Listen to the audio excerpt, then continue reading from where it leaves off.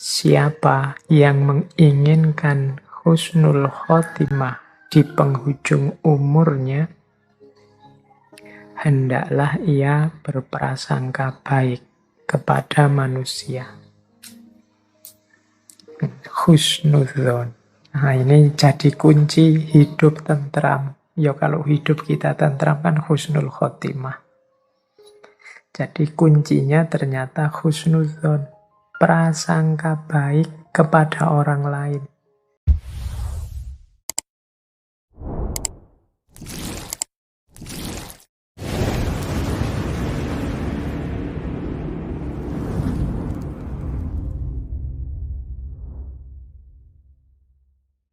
Oke, bismillah. Assalamualaikum warahmatullahi wabarakatuh. Bismillah, kita lanjutkan ngaji kita. Malam hari ini kita ganti sesi. Oke, selanjutnya. Oke, ada beberapa tips dari Imam Syafi'i sehubungan dengan hal ini. Hubungan dengan manusia yang baik.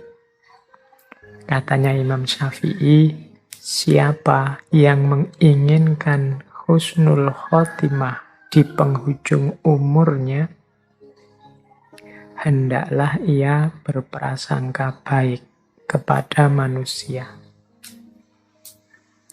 Husnudzon. Nah, ini jadi kunci hidup tentram. Ya kalau hidup kita tentram kan husnul khotimah. Jadi kuncinya ternyata husnudzon.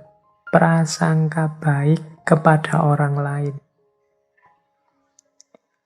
Saya tidak tahu hari ini situasi dunia kontemporer itu sering menyeret kita untuk berprasangka buruk pada orang lain. Di luar rumah kita lebih sering merasa tidak aman dan tidak nyaman dari hadirnya orang lain. Ini membuat hidup kita tidak tentram. Maka katanya Imam Syafi'i, prasangka baik itu jadi kuncinya husnul khotimah.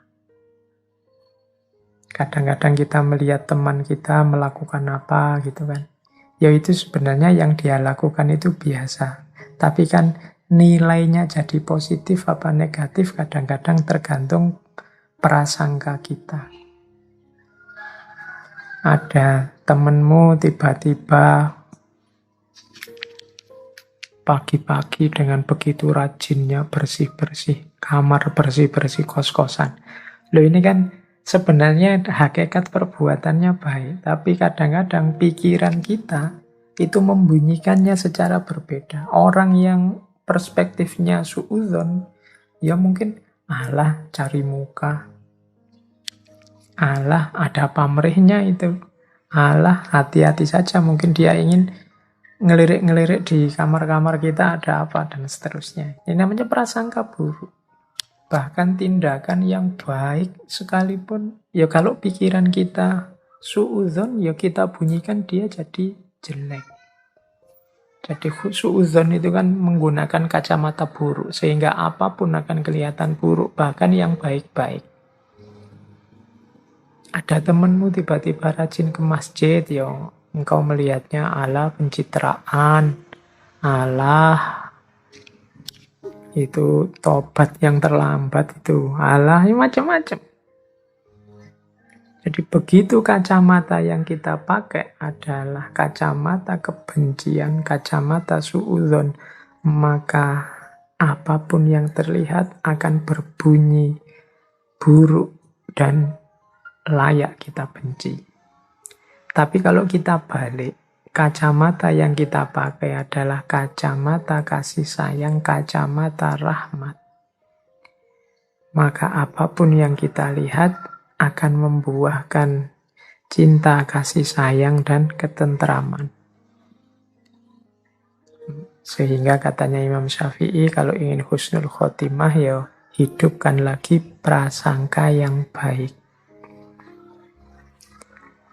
Terus yang kedua, berapa banyak orang telah berbuat kebajikan kepadamu yang membuatmu terbelenggu dengannya. Dan berapa banyak orang yang memperlakukanmu dengan kasar dan ia memberi kebebasan kepadamu.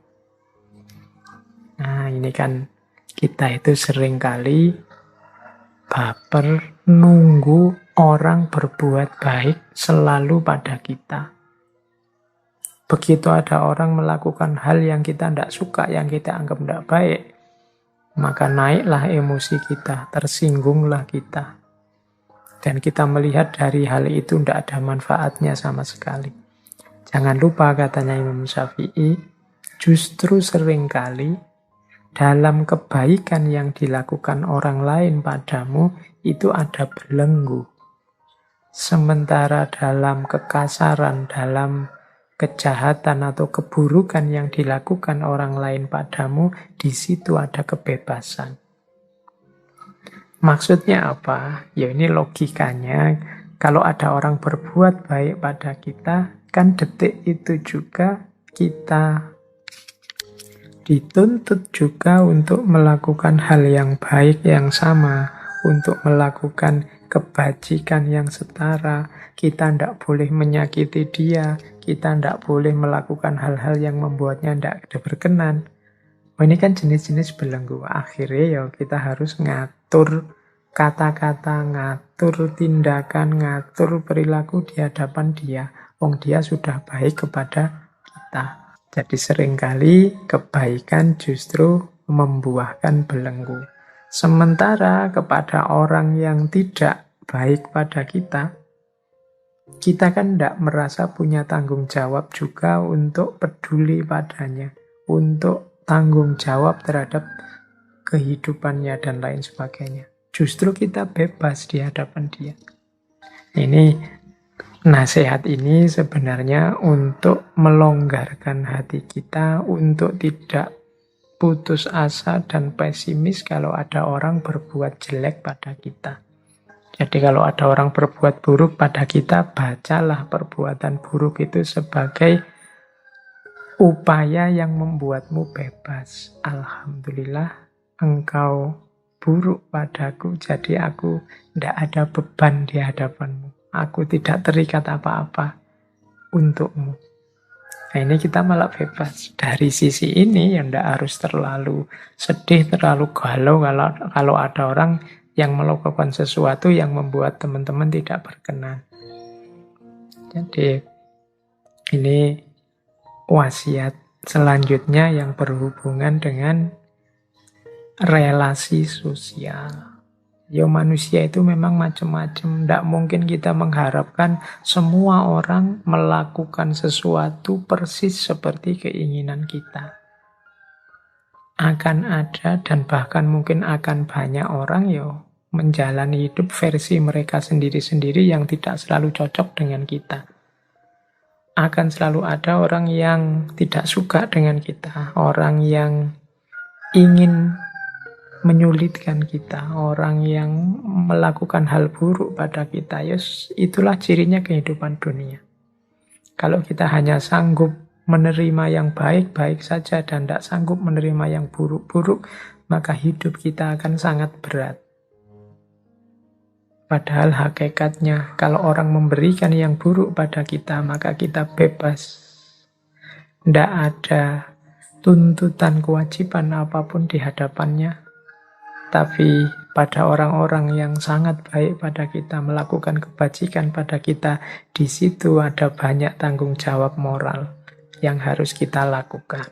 Nah, ini dari sisi ini, maka harusnya kita tidak putus asa, harusnya kita tidak sedih kalau ada orang melakukan hal buruk pada kita. Justru mungkin terima kasih karena engkau sekarang membuatku bebas. Oke, jadi itu yang kedua. Yang pertama tadi berprasangkalah yang baik.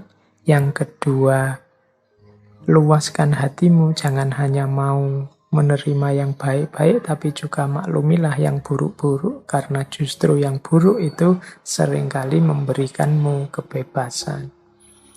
Yang ketiga, sebesar-besar aib adalah engkau mengira keburukan orang lain sedangkan keburukan itu sendiri terdapat dalam dirimu. Ini bagi Imam Syafi'i, ini mbahnya perilaku yang buruk. Manusia itu memang makhluk khotok wan nisyan, kadang-kadang terpeleset melakukan yang buruk.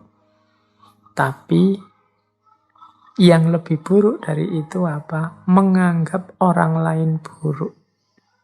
Padahal keburukan yang sama ada dalam dirinya sendiri. Melarang orang mencaci maki, tapi dia sendiri melakukan caci maki. Nah, ini mengira keburukan di orang lain, padahal dalam dirinya sendiri juga subur.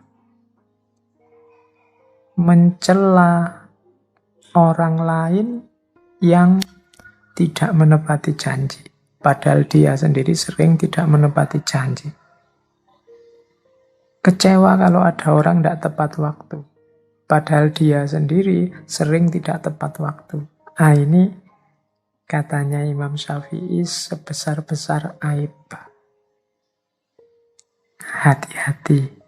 Oh, ini kalau kita menasehati orang untuk tidak melakukan keburukan, padahal keburukan itu kita lakukan juga ya.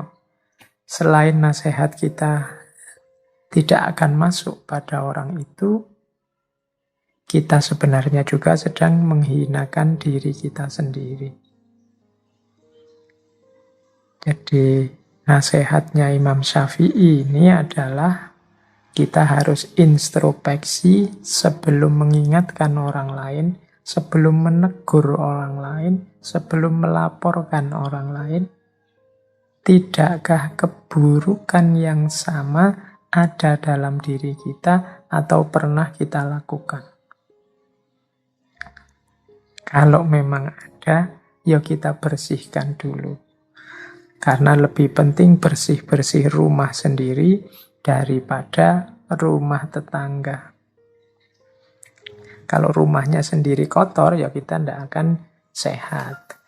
Oke, demikian juga hubungan dengan orang lain.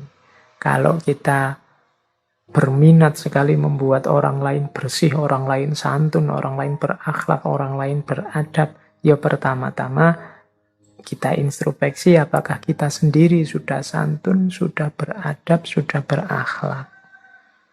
Kalau sudah, ya monggo. Watawasau bil haqqi, watawasau bis sabr. Saling menasehati tentang kebenaran dengan kesabaran. Jadi ini rumus-rumus berhadapan dengan orang lain. Terus ada lagi nasihat penting dari Imam Syafi'i, yaitu terlalu keras dan menutup diri terhadap orang lain akan mendatangkan musuh. Dan terlalu terbuka juga akan mendatangkan kawan yang tidak baik. Maka posisikan dirimu di antara keduanya. Ini Imam Syafi'i menasehati kita untuk jadi orang jangan terlalu tertutup, juga jangan terlalu terbuka. Kalau kita terlalu tertutup, ya orang susah memahami kita, bahkan mungkin muncul fitnah-fitnah. Makanya Imam Syafi'i menyebut ya akan mendatangkan musuh. Tapi kalau kita terlalu terbuka, apa saja diungkap ke publik, diceritakan ke orang banyak, kemudian siapa saja juga dipergauli, ya pada akhirnya kalau tidak hati-hati kita akan dapat kawan yang tidak baik.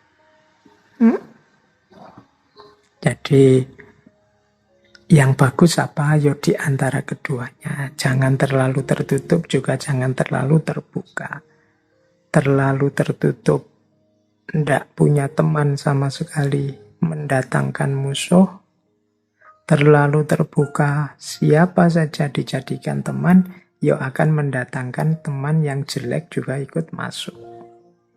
Jadi selektif. terbuka, tapi ya tidak semua orang bisa masuk. Kita sendiri yang milih, yang menyeleksi. Baik, kita lanjutkan. Ini menurut saya yang lebih penting untuk era medsos ini.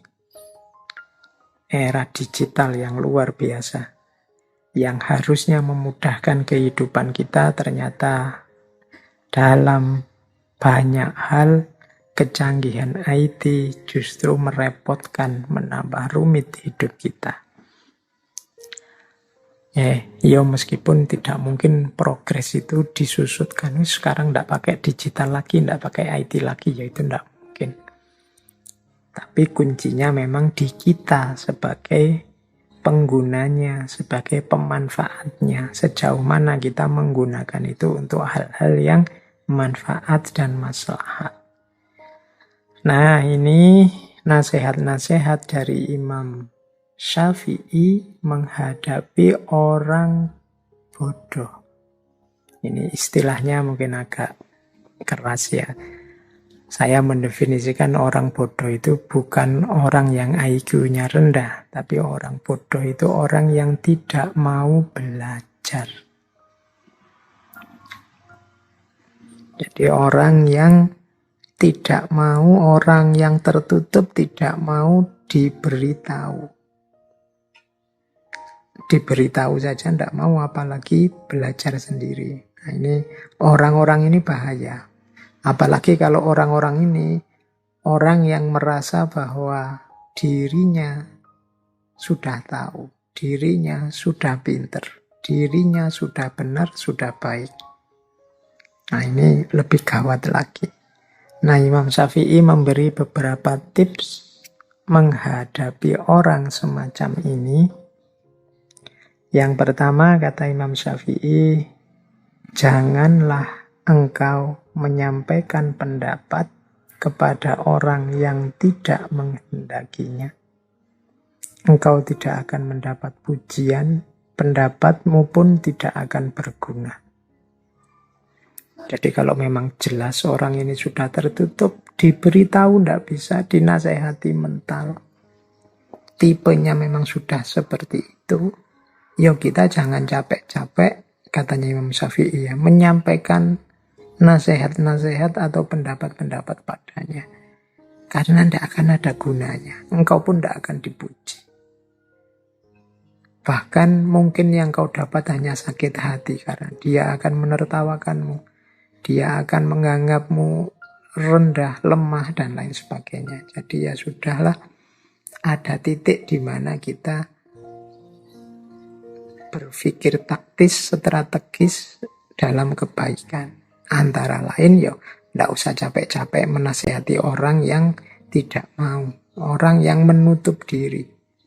Cari strategi yang lain yang lebih efektif. Karena nasihatmu tidak akan berguna, engkau pun tidak akan dapat pujian. Itu nasihat pertama. Bertemu orang-orang yang tidak pinter. Orang-orang yang tertutup. Nah, yang kedua, silahkan hina diriku sepuas kalian. Aku akan tetap diam saja. Bukannya aku tidak punya jawaban, tetapi singa selalu tidak akan membalas gonggongan anjing. Nah, ini analoginya menarik. Jadi kadang-kadang ada orang yang tidak ngerti, orang ini tidak tahu, diberitahu tidak bisa, tapi tiap hari mungkin menghina kita, mengkritik kita, menjatuhkan kita, menunjukkan di mana kesalahan kita, padahal dia tidak ngerti duduk persoalannya. Katanya Imam Syafi'i, kalau menghadapi situasi yang rumit semacam itu, orang ini maunya apa sih? Dia tertutup, diberitahu tidak mau, tapi kelakuannya tiap hari menyakiti dan menyakitkan. Kata Imam Syafi'i, ya sudahlah, hinalah diriku sepuas kalian, tapi aku akan tetap diam. Bukannya aku tidak punya jawaban, Tetapi singa selalu tidak akan membalas gonggongan anjing. Jadi menggonggonglah sepuasmu. Toh engkau diingatkan juga tidak mau. Engkau diberi tahu yang benar juga tidak mau. Kalau engkau memang puas dengan menghina, hinalah diriku sepuas mungkin. Dan aku akan tetap diam. Karena kalau aku menjawab, membalas, yang terjadi biasanya kontraproduktif. Engkau semakin panjang ngomong, engkau semakin tidak karu-karuan. Tunggulah sampai gonggongan anjingnya berhenti, baru singa menyala. Jadi ini yang kedua. Mungkin teman-teman punya situasi nanti mengalami situasi semacam ini. Quotes ini boleh dipakai. Tapi juga ya ndak dipakai sembarangan. Nanti setiap kali ada orang ngeritik kalian pakai ini. Aku diam saja. Singa kan ndak membalas gonggongan anjing. Padahal kamu ndak bisa jawab kritikannya temanmu. Ini situasinya tidak untuk situasi semacam itu. Tapi untuk situasi mungkin ada orang yang bodoh tapi cerewet. Diberitahu ndak mau. Suaranya ndak berhenti-berhenti. Ya mungkin situasi yang seperti itu. Tapi untuk kritik-kritik yang konstruktif, produktif, diskusi-diskusi yang bilati ya ahsan tadi ya, jangan diem saja. Ikhlaslah bertukar pikiran, saling memberi masukan. Jadi ini kalimatnya Imam Syafi'i ini ya silahkan dipakai sesuai dosisnya, sesuai ruang dan waktunya. Ini quote selanjutnya juga mirip. Biarlah mereka bersikap bodoh dan menghina. Dan tetaplah kita bersikap santun.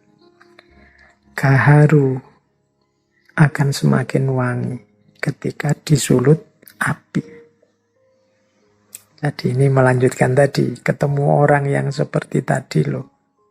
Seandainya harus merespon, ya tetap kita respon dengan santun, tetap kita tidak lupa akhlak, tidak lupa adab. Biar saja orang terus menghina kita, orang terus menyakiti kita. Kalau kita memang ada dalam kebenaran, ada dalam kebaikan, maka gaharu akan semakin wangi ketika disulut api. Gaharu itu ya kayak dupa itu kan. Alat untuk menyebarkan aroma. Nah itu kalau ingin wangiannya semakin tersebar ya apinya ditambah. Ya kayak dupa itu kan ditiup apinya semakin muncul, kemudian aromanya semakin menyebar. Kayak kemenyan itu kan juga begitu. Nah, jadi biarlah orang menghina. Orang menghina kita itu kan semacam melemparkan api kepada kita. Menyulutkan api dalam hati kita. Tapi tidak usah khawatir karena kita jenisnya gaharu. Semakin diberi api, kita semakin memberikan aroma wewangian. Maka respon apapun yang kita berikan harusnya tetap dengan jalan bersikap yang santun. Oke, mengapa sih harus diam? Mengapa sih kok tidak langsung ditabrak saja orang-orang seperti itu? Kata Imam Syafi'i selanjutnya, aku mampu berhujjah dengan 10 orang berilmu, tetapi aku akan kalah pada 1 orang yang bodoh. Karena ia tidak tahu akan landasan ilmu. Nah ini menurut Imam Syafi'i, kalau sekedar debat, diskusi, melawan 10 orang aku bisa menang. Aku bisa berhujjah. Tapi melawan 1 orang bodoh, ya sudahlah. Aku tidak akan menang. Kenapa? Dia tidak ngerti landasannya ilmu. Sehingga yang dia lakukan paling ya ngeyel. Paling ya pokoknya. Paling ya menganggap kebenarannya satu-satunya. Tidak mau mendengarkan argumen yang lain, tidak mau mendengarkan dalil yang berbeda, tidak mau melihat perspektif yang berbeda. Diskusi dengan orang semacam ini tidak akan menang. Maka ya jalan satu-satunya ya sudahlah. Seperti yang di atas tadi. Bisa diam dan bisa tetap bersikap santun. Nah, ya memang orangnya tidak ngerti. Dijelaskan seperti apapun tidak akan mau dan tidak akan ngerti. Nah, terus menghindarkan telinga dari hal-hal yang tidak baik merupakan suatu keharusan sebagaimana seseorang mensucikan tutur katanya dari ungkapan buruk. Ini zaman Imam Syafi'i, belum ada medsos, belum ada gadget, belum ada internet.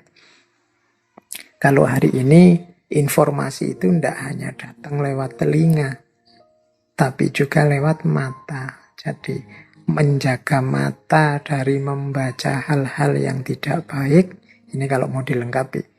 Menghindarkan telinga dari mendengar hal-hal yang tidak baik, ini keharusan.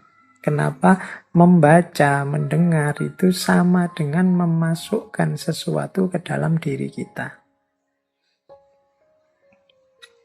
Ini kalau kita tidak hati-hati, kalau kita memasukkan juga yang rusak-rusak, sama artinya dengan merusak diri kita, merusak pikiran kita. Maka mari kita hati-hati, lebih baik menghindar. Misalnya punya grup WhatsApp yang isinya begitu-begitu, terus yang tidak baik, ya sudahlah. Kalau ada tiba-tiba grup WhatsApp-nya penuh yang isinya begitu-begitu, ya dibersihkan saja, clear all. Mungkin bila perlu, tidak perlu dilihat-lihat.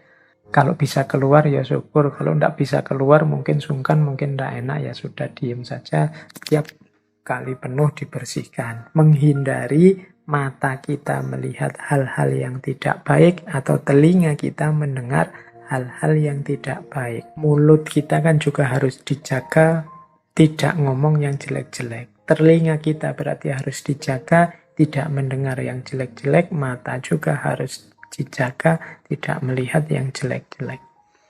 Ini kunci, salah satu cara agar jiwa kita tidak gelap. Jiwa kita tetap terang, tetap bisa menampung cahaya yang namanya ilmu. Mendengar yang tidak baik itu salah satu maksiatnya mata. Maksiatnya telinga. Melihat yang tidak baik ini maksiatnya mata. Padahal maksiat itu salah satu yang menghalangi kita dari ilmu, dari cahaya dari Allah. Oke, yuk. Biasanya yang tidak baik itu muncul dari orang-orang bodoh. Dalam tanda petik tadi ya, dengan definisi bodoh yang saya jelaskan tadi.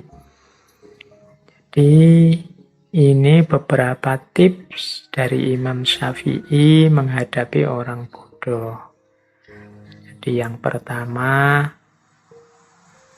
lihatlah apa memang efektif kalau kita menasehati dia, apa dia mau. Kalau tidak, cari strategi yang lain, biar tidak menghinakan ilmu. Kemudian ada kalanya memang kita memilih diam saja. Meskipun begitu, kita tetap dituntut untuk bersikap santun.